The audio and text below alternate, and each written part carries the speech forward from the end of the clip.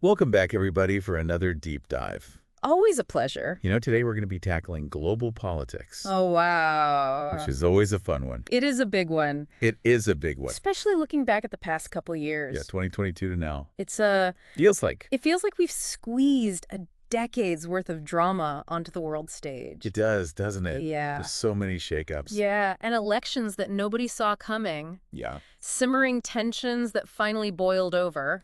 And a war that's totally redrawn the lines of international alliances. Like, where do you even begin? Right. Trying to keep up with it all can feel like trying to drink from a fire hose. Yeah. Yeah. And that's exactly why we are diving into this report on the most significant global political shifts. We really need it.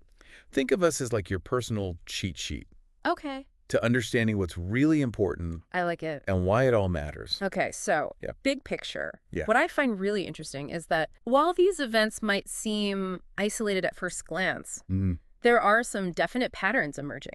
Oh, interesting. Yeah, almost like we're seeing this global recalibration of power. Like things are shifting. Yeah, things are shifting. Wow. Okay, so let's unpack that. Let's do it. The report kind of takes us on this like whirlwind tour, hitting major developments in the U.S., Of course. UK, Mm-hmm. Brazil, Yeah. Ukraine, Uh-huh. Sudan. Talk about a diverse lineup. It really illustrates how interconnected our world truly is. Yeah. You know, what happens in one country inevitably has ripple effects that reach far beyond its borders. It really does. Yeah. So first up, Okay. the good old US of A. All right. The 2022 midterms Yes. left Congress more divided than a pizza at a family reunion, Right. which basically stalled any progress whatsoever. Gridlock. And then, of course, we had Trump throwing his hat back into the ring for the 2024 election, Yeah. which felt a bit like a sequel nobody asked for. And this is where things get really interesting. You look at the report's analysis, you'll see that Trump's campaign cleverly tapped into those economic anxieties that were already simmering, Oh, yeah. especially in those key swing states. Uh-huh. Remember the trade wars from his first term? I do. Yeah, they came back to haunt the political landscape. Yeah. Okay, so across the pond in the UK, it was a revolving door of prime ministers. It really was. Seriously, they were dropping like flies. They couldn't stay in office.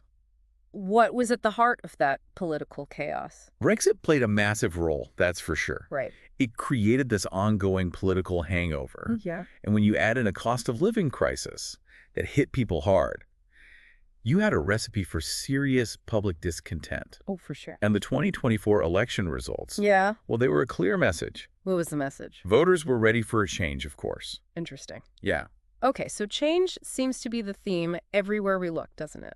it really does. Even in places that might seem stable on the surface. Precisely. Yeah. And South Korea is a perfect example of that. Okay. Remember when President Yoon Suk-yeol declared martial law, Oh, yeah. only to be impeached shortly after? Yeah. Talk about a political earthquake. It sounds like something out of a political thriller. Martial law impeachment, who could have predicted that kind of drama? Seriously. It really shook things up, exposing some deep-seated tensions within South Korean society. So what happens now? Well, with elections looming, the country's at a crossroads. Yeah. Which path will they choose? That's the big question everyone's asking. Yeah, okay. Yeah. Speaking of choosing paths, let's hop over to Moldova and Georgia. Okay. Both have new leaders who seem determined to steer their countries closer to the European Union Interesting. and maybe further away from Russia's influence. And that's a delicate dance, wouldn't you say? Oh, absolutely. They're trying to assert their independence without poking the bear, so to speak. You got to admire their courage, though. For sure. It takes guts to stand up to a powerful neighbor like that. Absolutely, and it speaks to this larger trend we're seeing Yeah. of countries reevaluating their allegiances, forging their own paths. It's a theme that's popping up all over the map. Okay, so before we move on to those bigger regional trends, Okay. there's a couple more stops on our world tour. All right. First up, Croatia. Okay. We've got a big election coming up in December, I did not know that. and it's shaping up to be a nail-biter. Really? EU immigration and economic anxieties. Oh, wow. They're all bubbling to the surface. So these aren't just Croatian issues, are they? No, not at all. We're seeing these same debates play out across Eastern Europe as countries grapple with defining their national identities in a world that's changing faster than ever. Yeah, it's like they're looking in the mirror, seeing what's happening elsewhere, and thinking, hang on, we need to figure this out for ourselves too. Exactly. Yeah. It's about finding that balance between global integration and preserving their unique cultural heritage. And finally, we land in Israel. They've had more elections in the past few years than I've had hot dinners. Really? Seriously, it's like a national pastime. Well, their political scene is known for being lively, Oh, yeah. but here's why it matters beyond Israel's borders. Okay. The country plays a pivotal role in the Middle East, both politically and strategically. Right. So when they're in a state of flux, it has a ripple effect on the entire region, and frankly on global affairs, too. So we've just taken this whirlwind tour of some major political hotspots. We have. But I'm curious, from your perspective, what stands out as the most surprising development in this report? You know what strikes me is the sheer speed of change. Really? It's as if the world's political tectonic plates are shifting faster than ever before. Wow. And that makes predicting the future even more challenging, wouldn't you say? Yeah. Yeah, it's a global puzzle with pieces constantly rearranging themselves. But that's why it's so fascinating to study, right? Well, totally. Keeps us on our toes. Absolutely. And speaking of fascinating puzzles, Okay. let's zoom out and look at some of the broader regional trends I like that. that are shaping this global shakeup. That's a great idea. Zooming out can give us a clearer perspective on how seemingly isolated events are actually interconnected. Yeah. Okay. So first up, Europe. Okay. We've been hearing a lot about this wave of populism Yes. sweeping across the continent, Uh-huh. economic nationalism, anti-establishment sentiments. Right. Sound familiar? It does sound familiar. It feels like there's some distinct parallels to what's been happening in the U.S. You're spot on. It's like this global zeitgeist, Interesting. a shared feeling of disillusionment with the status quo. Yeah. People are looking for alternatives, even if those alternatives come with their own set of risks. It's a bit like people are saying, okay, we tried doing things the old way and it didn't work. Time to shake things up a bit, even if we don't know exactly what that looks like yet. Precisely. And that uncertainty, that willingness to experiment with new ideas, Yeah. that's what's making this period so unpredictable and Mhm. frankly a bit unsettling for some. Next up on our regional tour, Okay. Africa. Right. It feels like we're seeing a mixed bag there. It does. Some countries like Kenya and Nigeria are making real progress towards democracy and economic development. Mm-hmm.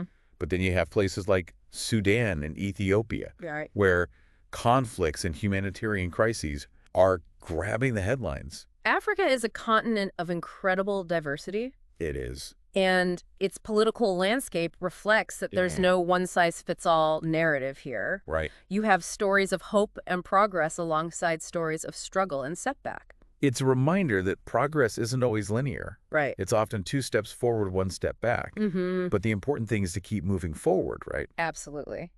And I think it's crucial to recognize the agency of African nations in shaping their own destinies. Yeah. They're not passive bystanders in this global drama. Right. They're active participants driving change from within. Now let's shift our focus to Asia, where things are heating up in a big way, especially with China asserting itself on the world stage. Yes. And India, the world's largest democracy, has a massive election coming up in 2024. Asia is the epicenter of global economic and geopolitical power in the 21st century. Wow. China's rise is reshaping the balance of power, Yeah. and India's emergence as a major player is creating both opportunities and challenges for the region and beyond.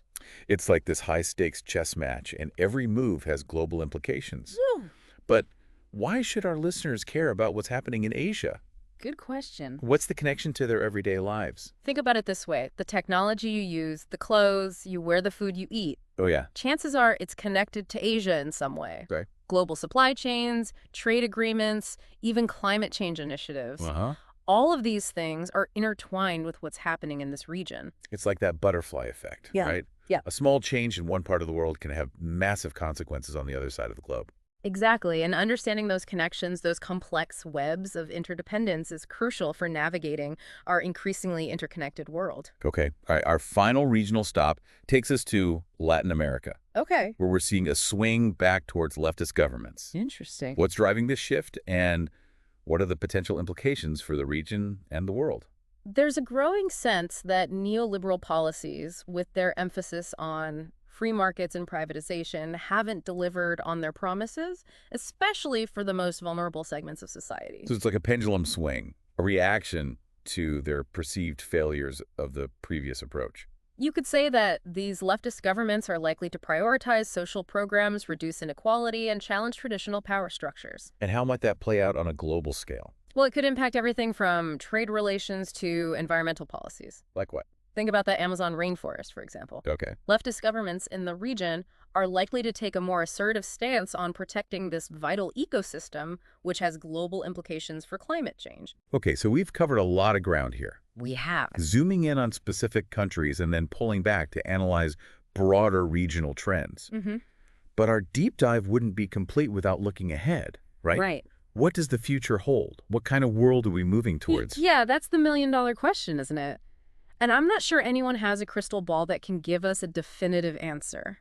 But that's also what makes this whole thing so fascinating. We're living through a time of immense change, Yeah. and the future's still being written. Okay, so no crystal ball, Right.